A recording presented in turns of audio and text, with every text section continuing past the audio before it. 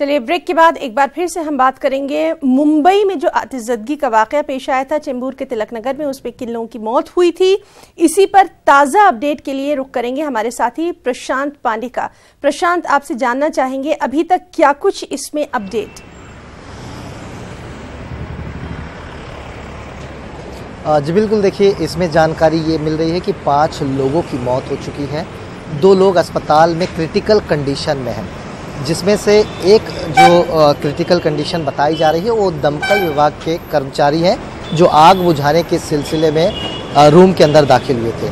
वाकया मैं आपको बता दूं कि कल अचानक से आग लगी, जिसके बाद सभी दमकल विभाग की जो गाड़ियां तकरीबन 10 मौके वारदात पर पहुंची और सभी कर्मचारी अधिकारी इस बात पर जुट गए कि सबसे पहले आग बुझाया जाए। और 10वें फ्लोर पर एक रूम में एसी से आग लगी थी। एसी जब ब्लास्ट हुआ तो आग जो है और जोर से फैलने लगी। तो इसी बात को ध्यान में रखते हुए जो कर्मचारी हैं अंदर घुस गए, आग बुझाया गया कई मशक्कतों के बाद, लेकिन उसमें 5 लोगों की मौत हो चुकी है और एक कर्मचारी दमकल विभाग का जो अंदर गया था वो बुरी तरह से झुलस गया, सफोकेशन में वो फंस गया। अभी अस्पताल में उसका इलाज चल रहा है। प्रशांत, आपसे ये जरूर जानना चाहेंगे, वहाँ पर आप मौजूद हैं, आपने इन तमाम चीज़ों का वहाँ खुद जायजा लिया होगा, क्या उस बिल्डिंग में जो फायर आग बुझाने के जो बहुत सारे इंतजामात होते हैं, वहाँ पर सिलेंडर रखा जाता है, बहुत सारी ऐसी इमरजेंसी के लिए चीज़ें होती हैं, क्या उस बिल्डिंग में ऐसा कुछ नहीं था जो 5 जाने चली गई?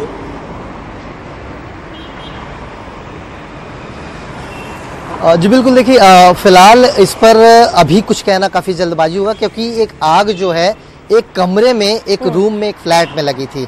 क्या इस पूरे बिल्डिंग को फायर ब्रिगेड की तरफ से सारे नॉर्म्स जो हैं फॉलो किए गए थे? एनओसी क्या फायर ब्रिगेड की थी? ये सारी चीज़ें जांच के विषय है, जांच की जा रही है। लेकिन मैं आपको एक बार फिर से याद दिला दूं कि आग कांड जो है मुंबई में ये कई बार देखने को मिला है। पिछले दिनों हमने देखा कि मुंबई के MIDC इलाके में जो सरकारी अस्पताल थी वहां पर आग लगी, कुछ लोगों की मौत हुई, तो सैकड़ों के संख्या में लोग जो है घायल हो गए थे और उन्हें अस्पताल में भर्ती कराया गया था। उनका इलाज अभी तक चल रहा है। उसके बाद ये अभी हमें तिलक नगर का हादसा देखने को मिला है। हालांकि जो बिल्डिंग, जो इमारतें, जो अस्पताल या जो सोसाइटीज हैं, क्या वो फायर सेफ्टी के तमाम नॉर्म्स फॉलो किए हुए हैं, ये अपने आप में बड़ा सवाल है।